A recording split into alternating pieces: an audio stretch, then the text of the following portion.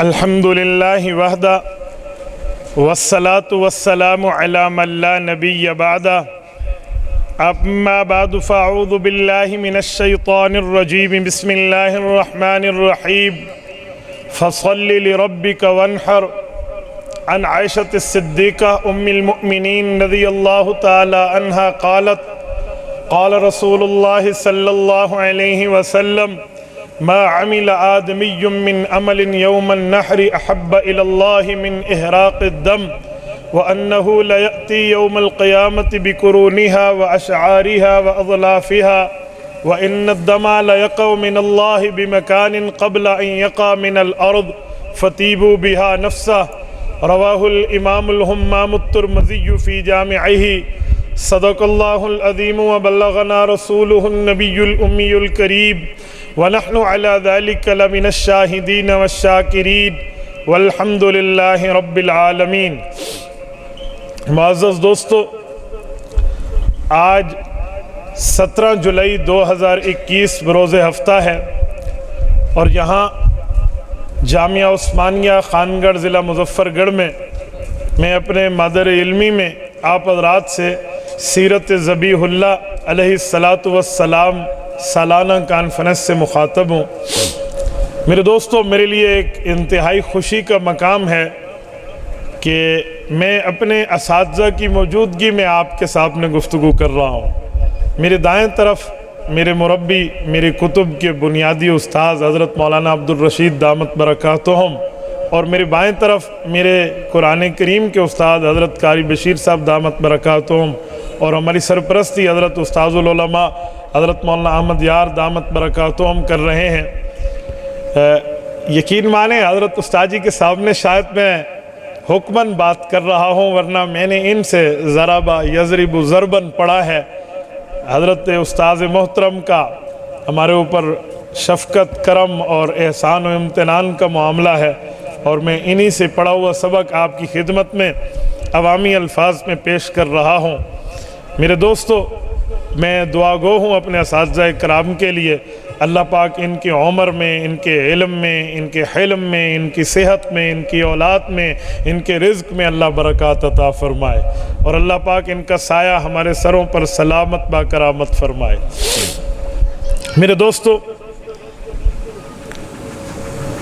قربانی سنت ابراہیمی کہا جاتا ہے۔ یہ اس کا ایکو بند نہیں ہوگا، ڈبلنگ اگر بند کر دیں تو، یہ ساؤنڈ والے دوست ڈبل بند کر دیں، بالکل سنگل آواز ہو۔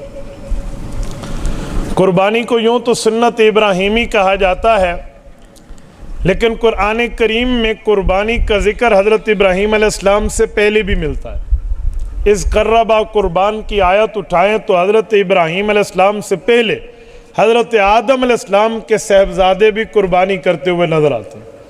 تو جب یہ قربانی چلی حضرت آدم سے ہے تو اس کو سنت ابراہیمی کیوں کہتے ہیں؟ نمبر 1۔ نمبر 2، سورۃ حج آیت نمبر 28 میں موجود ہے، وَلِكُلِّ أُمَّةٍ جَعَلْنَا مَنْسَكًا۔ اللہ نے ہر امت کو، یعنی تمام قربانی کرتے ہوئے آئے ہیں، اور اللہ نے ان کو حکم کا پابند فرمایا۔ تو جب ساری امتیں کر رہی ہیں تو پھر حضرت ابراہیم علیہ السلام کی طرف نسبت چے معنی دارد، صرف حضرت ابراہیم کی طرف نسبت کیوں ہے؟ پھر تو اسے سنت انبیاء کہہ دیں، سنت آدم علیہ السلام کہہ دیں، سنت ابراہیمی کہنے کی وجہ کیا ہے؟ سنت ابراہیمی اسے نص میں فرمایا گیا ہے، رسول پاک علیہ السلام نے خود ارشاد فرمایا۔ سنن ابن ماجہ میں امام ابن ماجہ القزوینی رحمۃ اللہ علیہ نے ابواب الاضاحی کے تحت حضرت زید ابن ارقم رضی اللہ عنہ کی روایت کو ذکر فرمایا ہے۔ اللہ کے رسول نے فرمایا، سنت ابیکم ابراہیم علیہ السلام۔ یہ حضرت ابراہیم علیہ السلام کا طریقہ اور سنت چلا آ رہا ہے۔ تو اس سوال کا جواب کیا ہے؟ تو میرے دوستو، جب سوال آئے، اسلام پر سوال آئے، تو بندہ اس کو جواب تلاش کرے، سوال سے متاثر ہو کر عقیدہ اور نظریہ نہ بدلے۔ آج کل غلطی یہ ہے، کوئی اہل باطل کوئی سوال کر دے تو ہمارے نوجوان پریشان ہو جاتے ہیں، وہ اپنا نظریہ بدلنے پر تیار ہو جاتے ہیں، عقیدہ بدلنے پر تیار ہو جاتے ہیں۔ جی نہیں بھائی، سوال کا جواب تلاش کیا کریں، جواب نہ ملے تو اہل فن سے رابطہ کر لیں، آپ کو جواب مل جائے گا۔ بھئی اس کا جواب بہت واضح، بہت صاف ہے، وہ یہ ہے کہ تخصیص اور تعمیم کا فرق ہے۔ اب عوام کہے گی تخصیص و تعمیم کسے کہتے ہیں؟ بھئی قربانی جو ابراہیم علیہ السلام سے پہلے جاری تھی وہ عام تھی، جس کی جو مرضی آئے، جس کا جو اختیار آئے اس کی قربانی پیش کرے۔ کوئی یہ ٹھنڈے پانی کا گلاس دے دے قربانی کی نیت سے تو بھی قربانی، کوئی شربت پلا دے تو بھی کوئی قربانی، فروٹ کھلا دے تو بھی قربانی، کوئی گوشت دے دے تو بھی قربانی۔ اس وقت عام تھا، سلیکشن کا اختیار تھا، آپ خود انتخاب کر سکتے تھے، آپ کی چاہت، ضرورت، نیڈ، احتیاج آپ کی مرضی پہ تھی، جیسے چاہیں جس چیز کی چاہیں قربانی پیش کر دیں۔ لیکن جب وقت آیا حضرت ابراہیم خلیل اللہ کا، اس وقت قربانی کا طریقہ تعمیم میں، تخصیص میں آ گیا۔ تعمیم ہٹی، اختیار ہٹا، انتخاب ہٹا، بندے کی اپنی مرضی کا دخل ختم ہوا۔ اللہ پاک کی طرف سے وَفَدَيْنَاهُ بِذِبْحٍ عَظِيمٍ، سورت نمبر 37 سورت والصافات آیت نمبر 105 106 میں واضح فرما کر یہ قربانی کا حکم مل گیا کہ اب صرف جانور کی قربانی ہے۔ جب پہلے حضرات قربانی کرتے تھے تو وہ عام تھا۔ حضرت ابراہیم علیہ السلام سے پہلے حضرت آدم علیہ نبینا علیہ السلام کے دو صاحبزادگان حضرت حابیل اور قابیل کا آپس میں اختلاف ہوا، قربانی پر فیصلہ ہوا۔ قابیل نے گھاس کی قربانی پیش کی، حابیل نے بکرے کی قربانی پیش کی کہ ریوڑ کے ذمہ دار تھے۔ اس وقت قربانی کی قبولیت یہ تھی، آسمان سے آگ آتی، جلا کر راکھ اور بھسم کر دیتی، جو چیز جل جاتی وہ قبولیت والی شمار ہوتی، جو چیز ویسے کی ویسے پڑی رہ جاتی اس پر عدم قبولیت آ جاتا کہ اللہ کے اس کی چیز قبول نہیں ہے۔ قابیل کا گھاس ویسے ہی پڑا رہ گیا، وہ آگ آئی اور ان کی قربانی کو قبول کر کے لے گئی۔ اس وقت تعمیم تھی۔ جب حضرت ابراہیم کی باری آئی اب تخصیص آ گئی، اب ہم نے صرف جانور ذبح کرنا ہے۔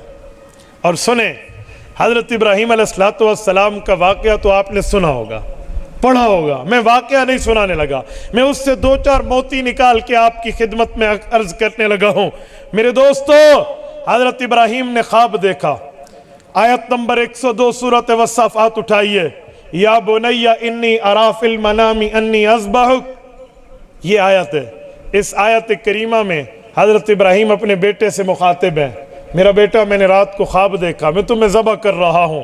اس سے پتہ چلا کہ جب بچے سے والد گفتگو کرے تو پیار کے لفظ لائے، یا ابنی نہیں ہے، یا بنیہ ہے، یہ تصغیر جو ہے محبت پہ دلالت کر رہی ہے۔ یہ پیارا بچہ، جیسے بندہ کہتے ہیں نا، اوے میرا پوترا، میرا بچڑا، میرا بچو، پیار سے کہتا ہے، تو یہاں بھی بیٹا نہیں کہا، کہا میرے چھوٹے اور پیارے بیٹے، یا بنیہ انی اری فی المنام، میں نے خواب دیکھا، انی اذبحک، میں تمہیں ذبح کر رہا ہوں، فانظر ماذا تری، بتائیے کیا پروگرام ہے؟ اپنے والد کے خواب کی تعبیر کے سلسلے میں آپ کا کیا کانسیپٹ ہے؟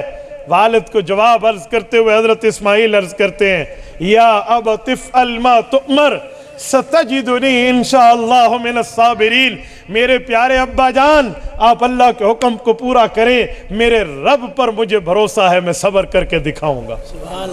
یہاں بیٹے نے جواب میں یا ابھی نہیں کہا، یا ابتی کہا ہے، اے میرے پیارے ابا جان۔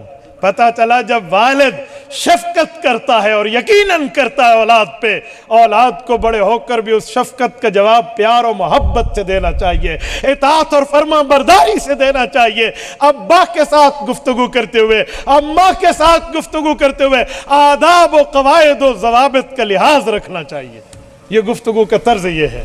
یوں نہیں ہے کہ تو اپنی زبان کی تیزی اس ماں اور باپ پہ چلا جنہوں نے تیرے بولنے پر مٹھائیاں بانٹی تھی، جنہوں نے تیرے بولنے پر لوگوں میں خوشی کے شادمانے بجائے تھے۔ ہمارے بیٹے نے آج پہلا لفظ بولا ہے۔ میرے دوستو، ان ماں باپ پر اپنی زبان کی تیزی، حدت و شدت مت چلائیے۔ وہی آداب جو ہمیں قرآن سکھاتا ہے، اس سے ایک دو نکتے اور بھی نکلتے ہیں۔ وہ کیا؟ اب توجہ رکھنا، میں ایک علمی نکتہ دے رہا ہوں اور تفسیر کبیر سے، مفاتیح الغیب سے اس کو حل کروں گا۔ امام فخر الدین رازی رحمہ اللہ سوال اٹھاتے ہیں، لفظ میرے ہیں، بات کی مفہوم ان کا ہے۔ فرماتے ہیں حضرت ابراہیم کا سوال اور ہے، حضرت اسماعیل کا جواب اور ہے۔ بظاہر دیکھیں تو سوال و جواب میں مطابقت نہیں ہے، سوال کے مطابق جواب ہونا چاہیے۔ کہا وہ کیسے؟ فرمایا سوال یہ ہے، انی ارا فی المنام، بیٹا میں نے خواب دیکھا ہے۔ کیا دیکھا ہے؟ میں آپ سے اس لیے پوچھتا ہوں مجھے پتا چلے کہ آپ کی توجہ کامل ہے یا نہیں ہے۔ کیا پوچھا میں نے؟ کیا دیکھا ہے؟ اسٹیج والے نہیں، یہ علماء انہیں پتہ ہے، میرا منہ آپ کی طرف ہے، میں آپ سے مخاطب ہوں، آپ بولیے کیا کہا میں نے؟ کیا دیکھا ہے؟ سارے بولیے کیا دیکھا ہے؟ خواب دیکھا ہے۔ اب سوال سنیں، خواب دیکھا ہے، جواب کیا ہے؟ افعل ما تؤمر، اللہ کے حکم کو پورا کرو۔ بھئی یہ اللہ کا حکم کہاں سے آ گیا؟ جواب تو یوں ہوتا ہے افعل ما رأیت فی المنام، خواب کو پورا کرو۔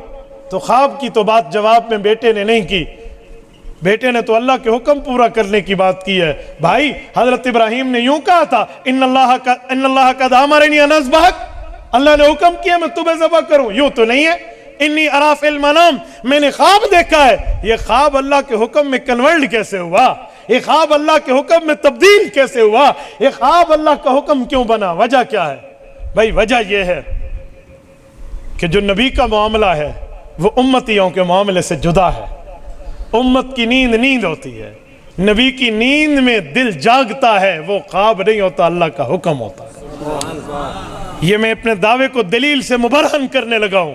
صحیح بخاری جلد اول کتاب الصلاۃ، حضرت رسول اللہ صلی اللہ علیہ وسلم اٹھے ہیں، نیند سے اٹھایا گیا، رسول پاک صلی اللہ علیہ وسلم نے صبح کی 100 سنتیں پڑھی اور اس کے بعد آ کر وضو تازہ کیے بغیر صبح کی جماعت پڑھا دی۔ حضرت ابو ہریرہ راوی ہیں، حضرت بلال رضی اللہ تعالیٰ عنہ عرض کرتے ہیں یا رسول اللہ 2 باتوں میں سے ایک کا جواب عنایت فرما دیں۔ پوچھئے بلال کیا بات ہے؟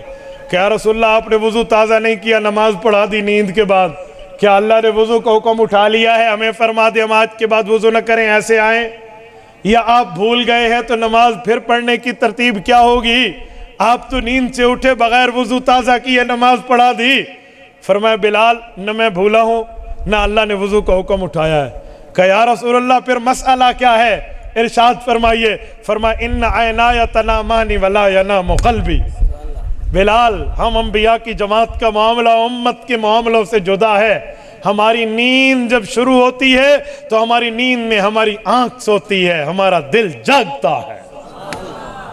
نبی سو جائے دل تب بھی جاگتا ہے، نبی جاگے دل تب بھی جاگتا ہے۔ نبی کے جاگنے سے، نبی کی نیند کی وجہ سے وضو نہیں ٹوٹتا، والقلب یقظان، تو نیند کی حالت میں بھی نبی پاک کا دل جاگتا رہتا ہے۔ کیوں؟ اگر یہ تو محبت وحی ہے نا، یہ مرکز وحی ہے، منبع وحی ہے، یہاں پر اللہ کا حکم نازل ہونا ہے، تو وہ وحی آئے تو وہ وحی جاگنے والی حالت میں وصول ہو جائے۔ تو نبی کا معاملہ اور ہے، ایسے امتیوں کا معاملہ اور ہے۔ امتی سوئے اس کی آنکھ بھی سوئے دل بھی سوئے، نبی سوئے آنکھ سوئے دل جاگتا ہے۔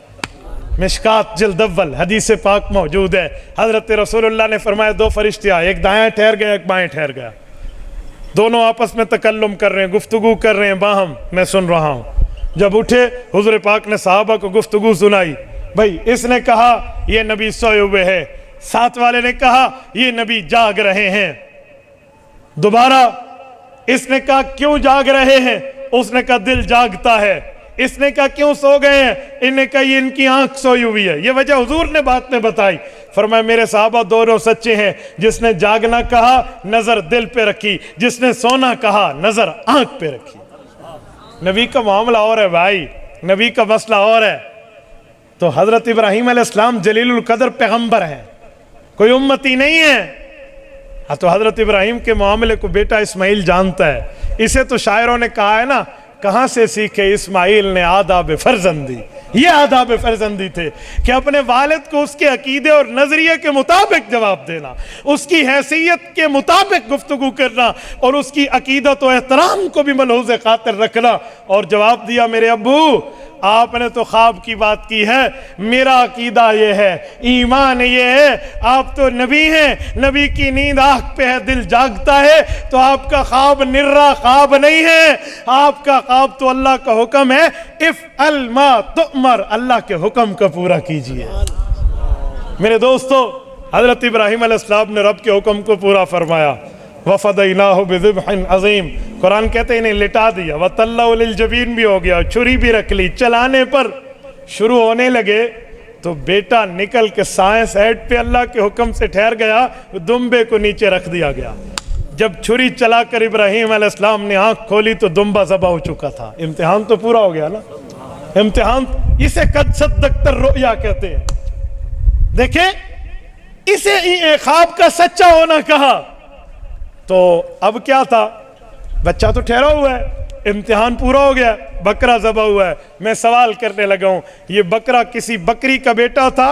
یہ دمبا کسی دمبی کا بیٹا تھا؟ یہ جانور کسی بکرا منڈی سے خریدا ہوا تھا؟ مظفر گڑھ خان گھر کے غیور مسلمانوں، کتابیں اس بارے میں خاموش ہے کہ وہ کسی منڈی کا نہیں تھا، کسی بکری کا بیٹا نہیں تھا، کسی دمبی کا بیٹا نہیں تھا، وہ جانور کی اولاد نہیں تھا۔ وَفَدَيْنَاهُ، اللہ نے نسبت اپنی طرف کی، وہ ہم نے بھیجا تھا۔ تو وہ جنت سے آیا تھا۔ جنت سے کیوں آیا تھا؟ بھائی ابراہیم علیہ السلام کا کوئی چاہنے والا نہیں تھا، وہ بکرا پکڑ کے ہدیہ کر دیتا، بھائی کوئی ماننے والا نہیں تھا، یہ چلو زمینی بکرا دے دیا جاتا، رب نے آسمانی کیوں دیا ہے؟ آؤ میں آپ کی خدمت میں قاسم العلوم والخیرات، بانی دارالعلوم دیوبند، حجت الاسلام والمسلمین، حضرت امام مولانا محمد قاسم النانوتوی، اللہ اس کی قبر پہ کروڑوں ارب رحمت نازل فرمائے، ان کے علوم کو پیش کر رہا ہوں۔ فرمایا عقیقے کا مسئلہ سمجھو، جب بچے کا عقیقہ کیا جاتا ہے تو عقیقے میں ترتیب یہ ہوتی ہے، لحمہ بلحمہ، شعرہ بشعرہ، دمہ بدمہ، عظمہ بعظمہ، جلدہ بجلدہ۔ میرے مولا، میں جانور اپنے بچے کے بدلے میں بطور عقیقہ آپ کی بارگاہ عالیہ میں پیش کر رہا ہوں۔ بچے کے سر پہ بالوں کے اوپر کوئی بلائیں ہیں، اس جانور کے بال بطور صدقہ قبول فرما، بچے پہ بلائیں ہٹا دے۔ بچے کی ہڈی پر کوئی آزمائش ہے، اس جانور کی ہڈی کو بطور کفارہ، بطور فدیہ، بطور عقیقہ قبول فرما۔ بچے کی ہڈی پر یہ چیز ختم کر دے، اس کے خون کے بدلے اس کا خون قبول فرما، اس کے گوشت کے بدلے اس کا گوشت قبول فرما، اس کے جسم کے بدلے اس کا جسم قبول فرما۔ آپ اور ہم عقیقہ کرتے ہیں، بچہ ہمارا زمینی ہے تو عقیقہ ہمارا زمینی ہے۔ ہمارا بکرا منڈی سے آتا ہے، کسی بکری کا بیٹا ہے تو عقیقہ ہوتا ہے۔ حضرت اسماعیل عام بچے نہیں ہیں، زمینی معاملات پہ تربیت نہیں ہے، آسمانی نبوت کے منصب کے تاج سے تاج ور ہو چکے ہیں۔ الخصائص الکبریٰ امام عبد الرحمن ابو بکر جلال الدین السیوطی المتوفی 911 ہجری ارشاد فرماتے ہیں، اما جان راویہ ہیں، اللہ کے رسول نے فرمایا، نحن معاشر الانبیاء تنبت اجسادنا علی ارواح اہل الجنہ، کا لوگوں نبی جنت کی تربیت پا کر دنیا میں آتا ہے۔ جب دنیا میں نبی آئے، دنیا میں رہے، دنیا میں اثر قبول کرے، لیکن جنت کا خاصہ اس کے جسم میں ہوتا ہے۔ نبی پاک کی تربیت اللہ جنتی روح کی طرح کرتے ہیں۔ جب زمینی جسم نہیں تھا، آسمانی تربیت والا حضرت اسماعیل کا جسم تھا، تو اس کے لیے بکرا بھی آسمان سے آیا۔ وَفَدَيْنَاهُ بِذِبْحٍ عَظِيمٍ، یہ آسمان سے آیا۔ کیوں؟ جیسے سامنے والے کی حیثیت ویسے معاملہ، انزل الناس منازلہم، معاملہ سامنے ہے، اس کی کیفیت کے مطابق، اس کی معاملات کے مطابق اس کے ساتھ معاملہ کیا گیا۔ یہ گویا کہ ان کے لیے تو بطور حقیقہ تھا، آپ کے اور میرے لیے سنت ابراہیمی بطور قربانی ہے۔ اور میرے دوستو، حضرت ابراہیم علیہ السلام کے وقت سے چلا रसूल अक़दस से साहबा ने पूछा या रसूल अल्लाह मा हाज़िहिल अज़ाही, फरमाया सुन्नत अबीकुम इब्राहिम, इब्न माजा में मौजूद है। तो साहबा ने पूछा फमा लना फ़ीहा या रसूल अल्लाह, हमें क्या मिलेगा? फरमाया बिकुल्लि शारतिन हसना, हर बाल के बदले में नेकी। एक सहाबी के पास बालों वाले नहीं ऊनी जानवर थे, वो खड़े होने के या रसूल अल्लाह फसूफ, ऊन का हुक्म। फरमाया बिकुल्लि शारतिन मिन अस्सूफ़ि हसना, हर ऊनी बाल के बदले में भी नेकी मिलेगी। सैयदा कायनात रज़ी अल्लाह अन्हा उम्मुल मुमिनीन राविया हैं। अल्लाह के रसूल ने फरमाया मा अमिला आदमिय्युम मिन अमलिन यौमन नहर, बकरा ईद के दिन में जिस चीज़ को अल्लाह पसंद करते हैं वो बताऊं? या रसूल अल्लाह ज़रूर बताएं। फरमाया मिन अहब्बा इलल्लाह मिन इहराक़ि दम, इस दिन अपने जानवर का बतौर कुर्बानी खून बहाना अल्लाह को बहुत पसंद है। मैं यहाँ इस हदीस पर रोक रहा हूँ एक दो इश्कालात के हल के लिए। आज सवाल उठता है, भाई सारी जिंदगी गोश्त खाते आए हैं, ये लिबरल्स हमसे पूछते हैं ना, भाई इन दिनों में भी गोश्त खाना है, बकरा ले लिया, छोड़ो भाई अपने जानवर के पैसे इकट्ठे करो, किसी गरीब के घर में दे दें, उसकी बेटियां बैठी है वो ब्याह ही जाएगी, उसका जहेज हो जाएगा, भाई किसी गरीब के घर में जाके दे दो, भाई कुआं खुदवा दो, कोई नेकी कर लो, गोश्त तो पूरा साल मिलता है। वो आम सादा लोह मुसलमान जिसके दिल में दीन का दर्द तो है, दीन का इल्म नहीं है, वो मुतासर हो जाते हैं और वो कहते हैं जी बात तो ठीक है, गाहल तो बहुत ठीक है, बाकी गोश्त खा खा के डांदे से घिस गए हूं तक गरीब को दो चा, ये आम बंदे का माइंड सेट बन जाता है, अब तो गरीब को देना चाहिए। मेरे दोस्तों, ये वो लोग बात करते हैं जिनका कोई दीन दरहम नहीं है, जिनका दीन से कोई रिलेशनशिप नहीं है, ताल्लुकात नहीं है, दीनदार नहीं है। क्यों? उन्होंने वजह कुर्बानी की समझी कि गोश्त खा लो, हालांकि इन बेचारों को पता नहीं है कि वजह क्या है। वो समझते हैं कुर्बानी का कोई अल्टरनेट मुतबादिल भी है। भाई कुर्बानी का मुतबादिल नहीं है। रोज़ा नहीं रखा ना तो फिदिये से बात बन जाएगी, कसम झूठी खा ली और फिर तोड़नी पड़ी तो फिर आपको कफारे से मामला चल जाएगा, एक दो तलाकें दे दी तो रुजू से मामला चल जाएगा, कोई अल्टरनेट होगा। लेकिन कुर्बानी का अल्टरनेट और मुतबादिल तो नहीं है। कुर्बानी में अल्लाह के रसूल ने फरमाया अहब्बा इलल्लाहि मिन इहराक़ि दम, इस दिन जो खून बहेगा ना जानवर का, अल्लाह तुम्हारी रज़ा, अपनी रज़ा के मुताबिक तुम्हें इनाम अता फरमाएंगे। भाई किसी की बेटी का जहेज देना नेकी है, कुआं खुदवाना नेकी है, लेकिन मिन इहराक़ि दम वहाँ नहीं होना तो अल्लाह को कैसे पसंद होगा? इस दिन में इहराक़े दम होना ज़रूरी है, खून बहाना। और मेरे दोस्तों, मैं एक जुमला समझाने के लिए कहता हूँ, अगर इसका कोई मुतबादिल होता तो रसूल अक़दस सल्लल्लाहु अलैहि वसल्लम पे कभी कुर्बानी वाजिब नहीं रही, कभी रसूलुल्लाह के पास 200 दिरहम नहीं रहे, 52.5 तोला चांदी, जिस पे हुज़ूर पाक कुर्बानी क्यों करते? हज़रत जाबिर फरमाते हैं मकस रसूलुल्लाह बिल मदीना 10 सिनीन युज़ही, हुज़ूर पाक ने 10 साल मदीना मुनव्वरा, मदीना तैयबा में गुजारे और 10 साल ही कुर्बानी करते रहे। मेरे दोस्तों, हुज़ूर पाक किसी के बतौर हदिया दे देते ना, हुज़ूर पाक पे तो कुर्बानी लाज़िम और वाजिब भी नहीं थी, निसाब के मुताबिक तो नहीं आ रही थी, लेकिन पैगम्बर कायनात ने एक नहीं 2 कुर्बानियाँ की हैं। अज़हाब कबशाइन, जामे तिरमिज़ी जिल्द नंबर 2 अब्वाबुल अज़ाही, सैयदना अली फरमाते हुज़ूर पाक अलैहिस्सलाम एक पर छुरी रखते फरमाते अल्लाहुम्मा हाज़ा अन्नी, अल्लाह ये मेरी तरफ से कबूल फरमा। दूसरे पे मिन उम्मती लम युज़ही, मेरी उम्मत के उस तबके से जो ग़ुरबा कुर्बानी की इस्तिताअत नहीं रखते। मैं आज असर में एक जगह यही मसला समझाते हुए कह रहा था, मुझे एक शख्स ने कहा जी ईसाल सवाब हम नहीं मानते, जब बंदा फौत हो जाए नाम अमाल बंद हो जाता है और तुम लोग ईसाल सवाब के कायल हो। मैंने उसे समझाने के लिए कहा, मैंने कहा ईसाल सवाब की दलील इधर न दिया करो, इधर उसको कहो नाम अमाल बंद हो जाता है, इसकी दलील पढ़। उसने कहा मैं तो नहीं मानता नाम अमाल बंद होता है, तो पढ़ दलील। तो जो दलील वो पढ़ेगा ना वो आधी पढ़ेगा, उसे कहना पूरी पढ़, वो पूरी पढ़ेगा तो ईसाल सवाब समझ आ जाएगा।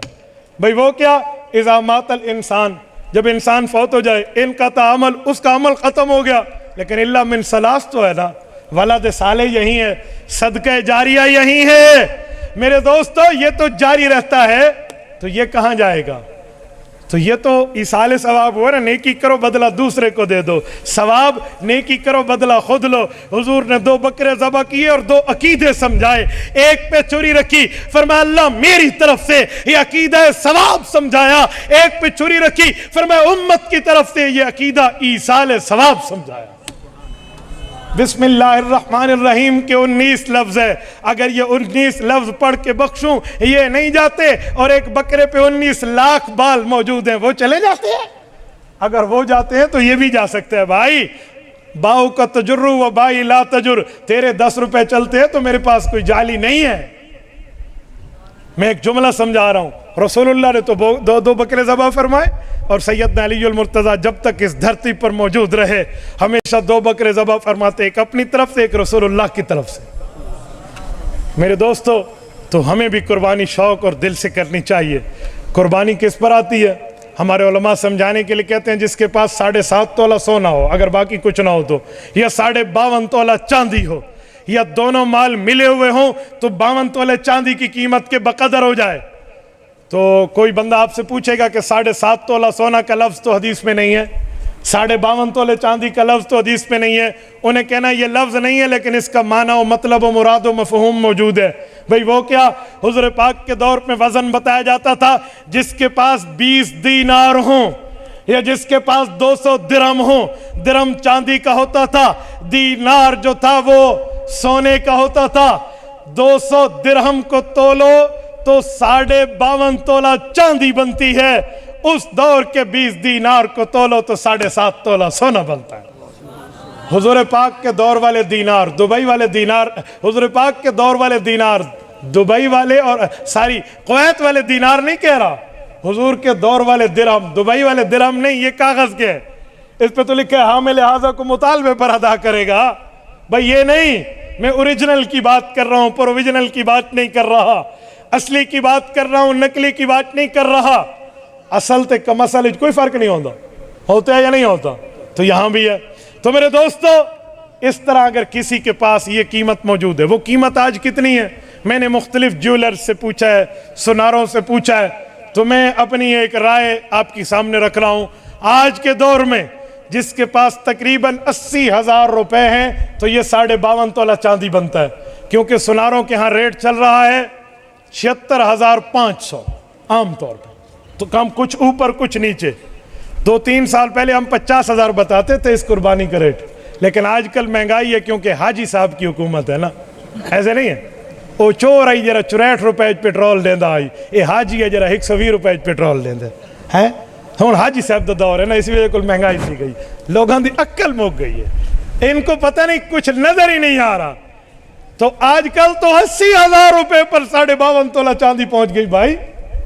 تو جس کے پاس 80,000 روپے ہے اس کے پاس قربانی کا معاملہ آ گیا۔ اور اسی طرح ایک جملہ سمجھاتا ہوں، اگر یہ بندہ 80,000 روپے سے زائد رقم پورا سال رکھے ہوئے ہے نا قربانی کے حوالے سے، تو زکوٰۃ بھی آ جائے گی اس رقم پہ۔ ایک شخص مجھے کہنے لگا قربانی کے لیے جمع کیا پھر بھی زکوٰۃ ہے، میں نے کہا جی حج کے لیے پیسے جمع کر نصاب کو پہنچے پھر بھی زکوٰۃ ہے، یہ مال نقود ہے، یہ نقد کو نقد کے معاملات میں لیا جائے گا۔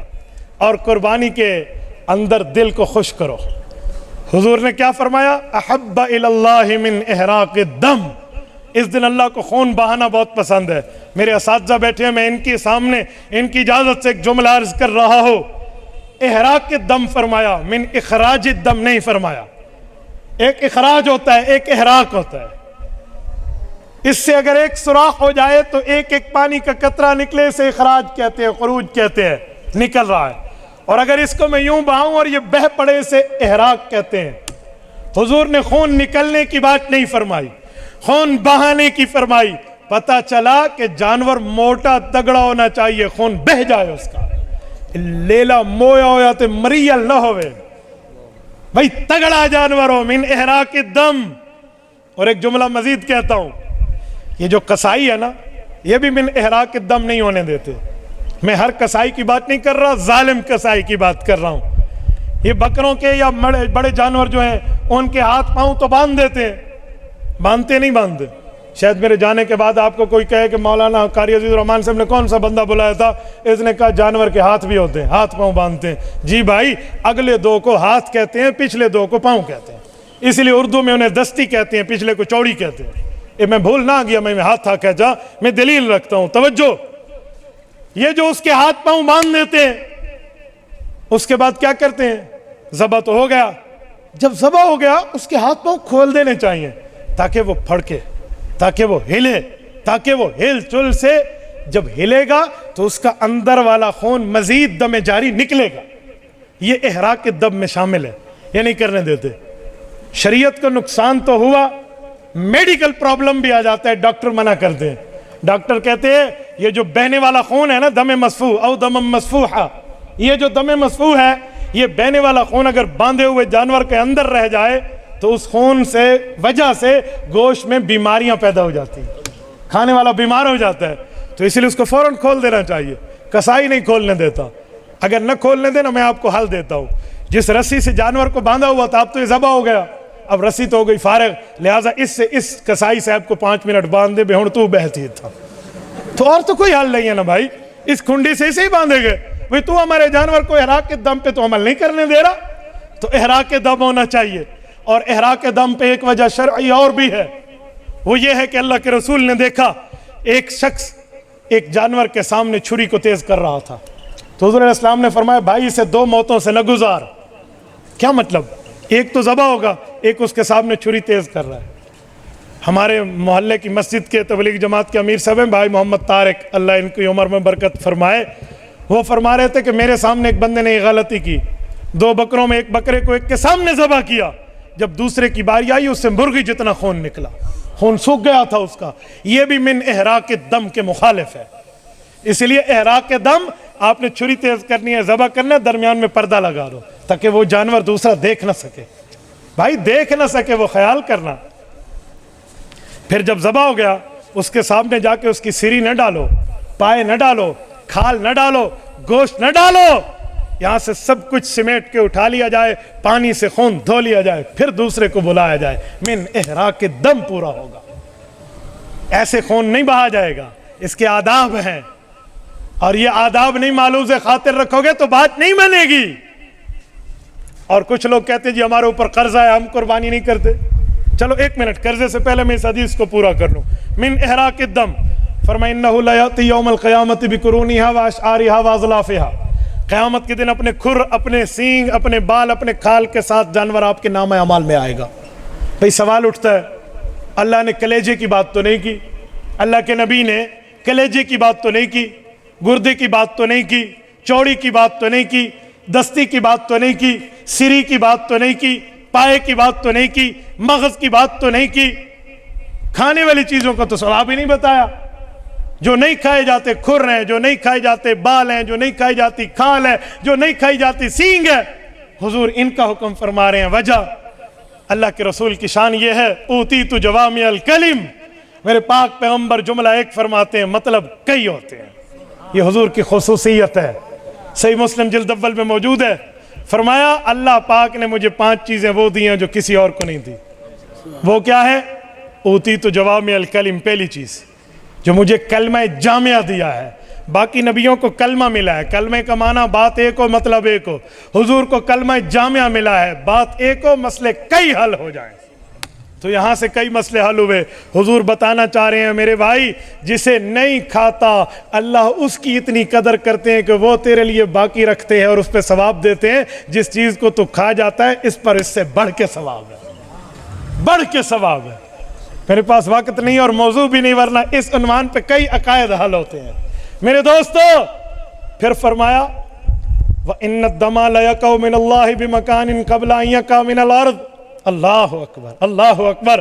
فرمایا جب جانور کو سلا کے ذبح کرتے ہو، اس کی گردن سے نکلا ہوا 2 4 5 قطرے ابھی زمین پر نہیں پہنچے ہوتے، اللہ قبول پہلے کر لیتے ہیں۔ بھائی گردن اور زمین کا فاصلہ کتنا ہوتا ہے؟ اسپیس کتنا ہے؟ کیا گردن ادھر اور اسپیس شاہ جمال چوک پر اس کی زمین ہے؟ جی نہیں، وہ تو بالکل قریب ہے، وہ تو 1 سیکنڈ سے بھی چھوٹا، سیکنڈ کہتے ہیں مائکرو سیکنڈ، مائکرو سیکنڈ میں پہنچ جاتا ہے قطرہ۔ اللہ کی رحمت کی سرعت بتائی جا رہی ہے کہ ابھی قطرہ زمین پہ نہیں پہنچتا، اللہ قبولیت پہلے کر لے۔ فَطِيبُوا بِهَا نَفْسًا، کیا مطلب؟ لفظی ترجمہ دل کو خوش کر کے قربانی کرو، لیکن یہ طیب اور تاب کا لفظ قرآن کریم میں کہاں استعمال ہوا ہے؟ میں تھوڑا اس کی وضاحت دینے لگا ہوں۔ فَانْكِحُوا مَا طَابَ لَكُم مِّنَ النِّسَاءِ، اللہ نے شادی کے موقع پہ طیب اور تاب کی بات فرمائی ہے۔ شادی کے موقع پہ دل خوش ہوتا ہے یا ناراض ہوتا ہے؟ ڈاڈے سونے خوش ہونے تو سونا آکسو نہیں خوش نہیں ہوتا ہے، ہونی خوشی میں بولتے نہیں ہے یار آپ لوگ۔